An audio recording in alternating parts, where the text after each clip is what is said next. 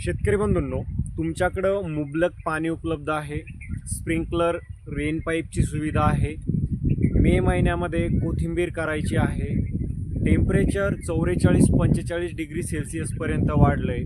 मग अशा परिस्थितीमध्ये कोथिंबिरीचं कशा पद्धतीनं नियोजन करावं, काय काळजी घ्यावी, जेणेकरून भविष्यामध्ये आपल्याला कोथिंबिरीचं चांगलं उत्पादन मिळेल आणि त्यातून आपल्याला चांगले पैसे मिळतील. तर आजच्या व्हिडिओमध्ये शेतकरी बंधूंनो, आपण कोथिंबीर लागवडीची संपूर्ण माहिती जाणून घेणार आहोत. यामध्ये बियाणाची निवड करत असताना कोणते बियाणं आपण अशा परिस्थितीमध्ये घ्यायला पाहिजे, त्याचबरोबर सीड ट्रीटमेंट म्हणजे जी बीज प्रक्रिया आपल्याला करायची आहे तर ती काय करायची आहे, एकरी सीड रेट आपल्याला किती टाकायचा आहे, त्याचबरोबर खत व्यवस्थापन आहे. शेतकरी बंधूंनो, तण नियंत्रण आपण कशा पद्धतीनं कोथिंबीर पिकामध्ये करायला पाहिजे आणि पाणी व्यवस्थापन आणि ज्या काही आपल्याला 2 फवारण्या करायच्या आहे, तर या संदर्भामध्ये संपूर्ण माहिती या व्हिडिओमध्ये डिटेल्समध्ये आपण जाणून घेणार आहोत. शेतकरी बंधूंनो, व्हिडिओ थोडा मोठा होणार आहे, त्यामुळे व्हिडिओ कुठेही स्किप न करता शेवटपर्यंत बघा. आणि तुम्ही पहिल्यांदाच आपल्या चॅनलवर आला असेल तर नक्की चॅनलला सबस्क्राईब करा, सोबतच नोटिफिकेशन बेल पण ऑन करा, म्हणजे येणाऱ्या नवीन व्हिडिओचं नोटिफिकेशन सर्वात अगोदर हे तुम्हाला मिळेल. तर नमस्कार शेतकरी बंधूंनो, मी ज्ञानेश्वर बाकाल.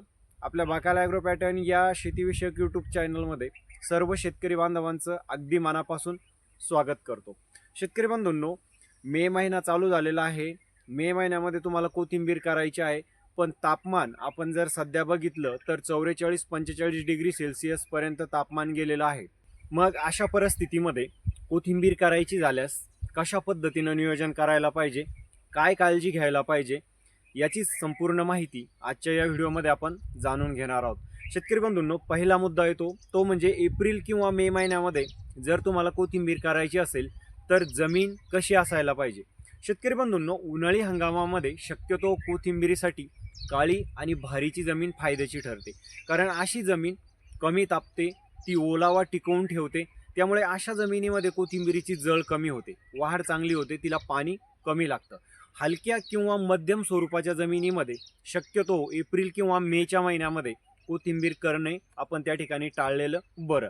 दुसरा मुद्दा येतो शेतकरी बंधूंनो, तो म्हणजेच बियाणं आपण कोणते घ्यायला पाहिजे. आता 44-45 डिग्री सेल्सिअस तापमानामध्ये तुम्हाला कोथिंबीर करायची, तर अशा परिस्थितीमध्ये आपण तापमानाला सहनशील अशाच व्हरायटीची त्या ठिकाणी निवड करणं गरजेचं आहे. शेतकरी बंधूंनो, याच्यामध्ये बरेच शेतकरी गावरान कास्ती या बियाणाची त्या ठिकाणी निवड करत असतात, पण गावरान कास्ती ज्या शेतकऱ्यांकडं नेट शेडची सुविधा उपलब्ध आहे असे शेतकरी नक्कीच गावरान कास्तीचा त्या ठिकाणी पेरणीसाठी वापर करू शकता. परंतु ज्या शेतकऱ्यांना ओपन पेसमध्ये कोथिंबीरीची पेरणी करायची आहे, तर अशा शेतकऱ्यांनी गावरान कास्तीऐवजी हायब्रिड धाना त्या ठिकाणी निवडणे गरजेचं आहे. कारण शेतकरी बंधूंनो, हायब्रिड धाना जो आहे तर चांगला तापमानाला सहनशील असतो, त्याचबरोबर त्याची जळ कमी होते, वाढ चांगली होते, उत्पादन चांगलं निघतं. एक गावरान कास्तीच्या तुलनेमध्ये मार्केटमध्ये या हायब्रिड कोथिंबीरीला दर थोडासा कमी जरी मिळत असला तरी उत्पादनाच्या दृष्टीनं आपल्याला त्या ठिकाणी तिथं फायद्याचं ते ठरत असतं, कारण हाय टेम्परेचरमध्ये गावरान कास्ती जास्त त्या ठिकाणी तग धरत नाही. ज्यांच्याकडं नेट शेड आहे ते नक्कीच गावरान कास्ती बियाणाचा तिथं वापर करू शकता. आता बियाणं तुम्ही कोणते घेऊ शकता, तर मी तुम्हाला काही व्हरायटी सांगतो ज्या चांगल्या तापमानाला सहनशील आहे, मर रोगास सहनशील आहे, चांगली वाढ होणाऱ्या आहे आणि उच्च उत्पादनक्षम अशा त्या ठिकाणी व्हरायटी आहे. तर याच्यामध्ये शेतकरी बंधूंनो, तुम्ही अशोका सीडचं AFA5 या बियाणाची तिथं निवड करू शकता, किंवा शेतकरी बंधूंनो, अशोका सीडचंच दुसरं एक चांगलं बियाणं आहे सुपर अर्ली म्हणून, सनी 30-32 दिवसामध्ये हार्वेस्टिंगला येणारं हे बियाणं आहे, त्याची तुम्ही निवड करू शकता. आता महत्त्वाचा मुद्दा येतो तो म्हणजे एकरी बियाणाचा जो सीड रेट आहे तर तो आपण किती टाकायला पाहिजे. गावरान कास्तीमध्ये जर तुम्ही करणार असेल तर शेतकरी बंधूंनो, शक्यतो 38 ते 40 किलो एका एकरसाठी तुम्हाला तिथं बियाणं टाकणं गरजेचं आहे. पण जर हायब्रिड तुम्ही करणार असेल तर शेतकरी बंधूंनो, 18 ते 20 किलो बियाणे तुम्हाला पुरेसे आहे. तुम्ही जर 6 इंचावरती पेरणी करणार असेल तर शक्यतो 20 किलो बियाणं वापरा, आणि 9 इंचावर तुम्ही जर पेरणी करणार असेल तर 17 ते 18 किलो एकरी सीड रेट म्हणजे जे बियाणं आहे तर ते तुम्हाला टाकणं तिथं गरजेचं आहे. अशा पद्धतीनं तुम्हाला तिथं बियाणाचा जो सीड रेट आहे तर तो वापरायचा आहे. खूप जास्त बियाणं वापरू नका किंवा खूप कमी सुद्धा वापरू नका. त्यानंतर शेतकरी बंधूंनो, पेरणी कशी करायची? तर पेरणी करण्या अगोदर शेतकरी बंधूंनो, शक्यतो जर तुम्ही धनी जे तर आदल्या दिवशी एक 10 ते 12 तास पाण्यामध्ये भिजवून ठेवले, दुसऱ्या दिवशी सकाळी धनी सुकवून त्याला बीज प्रक्रिया करून जर पेरणी केली तर जर्मिनेशन चांगलं होतं आणि लवकर होतं. म्हणजे एरवी 10 ते 12 दिवस जर्मिनेशनला लागतात, पण जर धना तुम्ही ओला करून पेरला तर साधारण 7व्या ते 8व्या दिवशी धना त्या ठिकाणी पूर्णपणे उतरून येतो आणि चांगल्या पद्धतीनं उतरून येतो. त्यानंतर शेतकरी बंधूंनो, पेरणीच्या अगोदर तुम्हाला जी बीज प्रक्रिया आहे म्हणजे जी सीड ट्रीटमेंट आहे तर ती करणं गरजेचं आहे. कारण 7 ते 8 दिवस बियाणं जमिनीमध्ये पडून राहतं, त्याला कीड लागू शकते, त्याला बुरशी लागू शकते, ते खराब होऊ शकतं, त्याची उगवण जी आहे तर ती उगवण क्षमता कमी होऊ शकते. त्यासाठी आपल्याला सीड ट्रीटमेंट करणे खूप गरजेचं आहे. तर सीड ट्रीटमेंट आपल्याला धने अगोदर जर तुम्ही ओले केले असेल तर ते चांगल्या पद्धतीनं सुकवून घ्या, त्याच्यानंतर सीड ट्रीटमेंट करा. सीड ट्रीटमेंटसाठी शेतकरी बंधूंनो, तुम्ही बाहेरच्या एव्हरगोलचा वापर करू शकता, BASF कंपनीच्या झेलोरा या बुरशीनाशकाचा वापर करू शकता किंवा जैविक बुरशीनाशक ट्रायकोडर्माचा तुम्ही वापर करू शकता. आणि त्याच्याबरोबर तुम्हाला एक साधं कीटकनाशक सुद्धा वापरायचं आहे, ज्याच्यामध्ये तुम्ही पिप्रोनिलचा वापर करू शकता किंवा थायमॅक्झॉमचा तुम्हाला तिथं वापर करता येतो. अशा पद्धतीनं तुम्हाला तिथं सीड ट्रीटमेंट करूनच बियाणाची पेरणी करायची. पेरणी करते वेळी शेतकरी बंधूंनो, जे खत व्यवस्थापन आहे तर ते आपल्याला तिथं करणं गरजेचं आहे. कारण कोथिंबीर हे शॉर्ट टर्म पीक आहे, त्याच्यामुळे उगवण झाल्याच्या नंतर खत देण्यापेक्षा आपण पेरणी करते वेळी जर खत दिलं तर एकंदरीतच त्याचा पिकासाठी चांगला फायदा होतो. तर पेरणीवेळी शेतकरी बंधूंनो, खत व्यवस्थापनामध्ये तुम्ही एकतर 24-24-0 एकरी 70 किलोपर्यंत त्या ठिकाणी देऊ शकता किंवा DAPचा तुम्ही वापर करू शकतात एकरी 70 किलो. अशा पद्धतीनं तुम्हाला तिथं जे खत व्यवस्थापन आहे तर पेरणी करते वेळेसच त्या ठिकाणी द्यायचं आहे. किंवा NPK फॉर्ममधील 12-32-16, 10-26-26 सारख्या खताचा सुद्धा तुम्हाला वापर तिथं करता येतो. खूप जास्त म्हणजे दुसरी खतं किंवा जास्त खतं देण्याची कोथिंबीर पिकाला गरज नाही आहे, शॉर्ट टर्म पीक आहे. त्यानंतर शेतकरी बंधूंनो, पुढचा जो महत्त्वाचा मुद्दा येतो तो म्हणजे कोथिंबीर पिकामध्ये जे तण नियंत्रण आहे तर ते तण नियंत्रण आपण कशा पद्धतीनं करणं गरजेचं आहे. बरेच शेतकरी जे आहे तर तण नियंत्रणासाठी तणनाशकाचा वापर करत असतात, पण योग्य पद्धतीनं योग्य तणनाशकाचा जर आपण वापर केला तर त्याचे आपल्याला छान रिझल्ट त्या ठिकाणी पाहायला मिळतात. शेतकरी बंधूंनो, तुम्ही जर कोरड्या जमिनीवरती धान्याची पेरणी करणार असेल म्हणजे जमीन ओली करून वापसा स्थिती आल्याच्या नंतर पेरणी करणार नसेल, सलग तुम्ही कोरड्या जमिनीत पेरणी करणार असेल तर अशा वेळेस शेतकरी बंधूंनो, तुम्हाला जे ऑक्सीफ्लोरोफेन 23.5% नावाचं जे घटक आहे म्हणजे जो तणनाशक आहे तर या तणनाशकाची साधारण 1 लिटरला 2 मिली अशा पद्धतीनं तुम्हाला तिथं भरगच्च फवारणी अगोदर करायची आहे आणि त्याच्यानंतर पेरणी करायची आहे. हे शक्य न झाल्यास तुम्ही जर जमीन ओली करून वापसा स्थितीमध्ये आल्याच्या नंतर पेरणी करणार असेल तर अशा वेळेस तुम्ही कशा पद्धतीनं तणनाशकाचा वापर करू शकतात.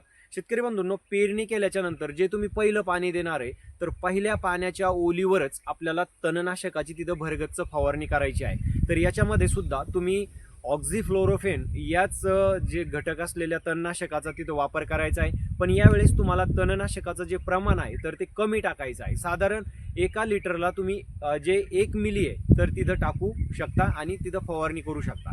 शेतकरी बंधूंनो, फवारणी करत असताना तणनाशकाची साधारण 3ऱ्या दिवसाच्या आत आपल्याला फवारणी करायची आहे, त्याच्यापेक्षा जास्त वेळ जायला नको, त्याच्यानंतर फवारणी करू नका. अशा पद्धतीनं जे बीजनाशक आहे तर त्याची तुम्हाला तण नियंत्रणासाठी तिथं फवारणी करणे गरजेचे आहे.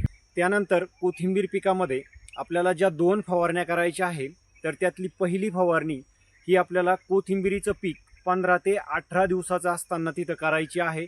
आणि पहिल्या फवारणीमध्ये आपल्याला एक विद्राव्य खत, एक टॉनिक, एक कीटकनाशक आणि एक बुरशीनाशक अशी आपल्याला तिथं पहिली फवारणी करायची आहे.